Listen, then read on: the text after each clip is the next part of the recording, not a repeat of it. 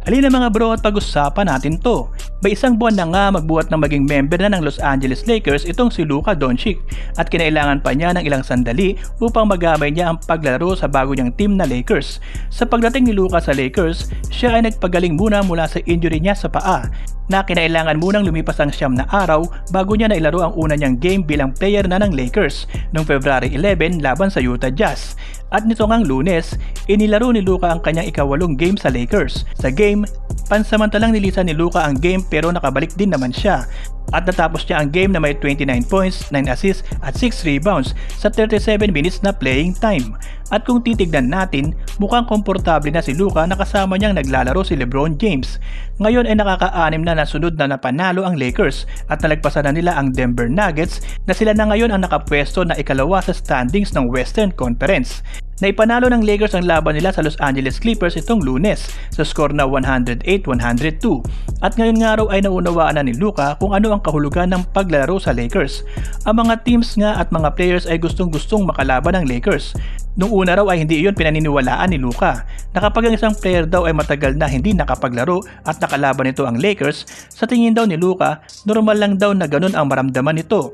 Sa sinabi na ito ni Luka, mukhang ang pinatutukuyan niya ay si Kawhi Leonard na nagtapos sa game na may 33 points at 10 rebounds sa 40 minutes na playing time.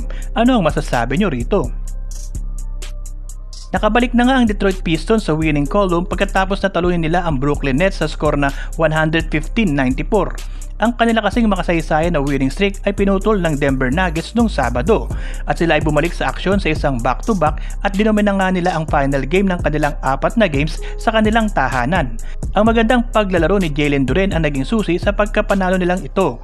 Siya ay nagtapos sa game na may 18 points, 11 rebounds at career high 6 blocks. At in-express naman ni Jade Cunningham ang kanyang appreciation sa naging development ni Duren sa isang post-game media session. Na ayon nga kay Cunningham, ang pagiging komportable raw ni Duren sa kanilang sistema ay lumago na nag-allow daw kay Duren na buong magtiwala na siya sa kanyang sarili na mag-step over at palaging pumunta sa rim. Ibinibigay daw nito ang kanyang katawan na mas madalas at importante raw yun bilang isang malaking mama na nagpo-protect ng rim para sa kanila. Isa raw si Duren sa magagaling na malalaking mama sa liga at paborito raw ni Cunningham si Duren sa mga bigs sa NBA. At patuloy daw ito sa paggaling sa paglalaro ng basketball. Si Duren nga sa ngayon ay nagkakaroon ng magandang paglalaro sa kanyang karir nitong February na siya ay nag-average ng 13.6 points at 11.7 rebounds para sa Pistons sa nakalipas na buwan. Nakakapag-provide din si Duren ng elite level rim protection at natulungan nito ang kanilang team na tapusin ang buwan ng February na may 9 na panalo at 3 talo lamang. Nakakasandal din ang Pistons kay Duren ng higit sa labas ng pag-score sa kanilang opensa. May ilang mga sandali na si Duren ang nagbababa ng bola at gumagawa ng kanilang opensa. Ano ang masasabi nyo rito?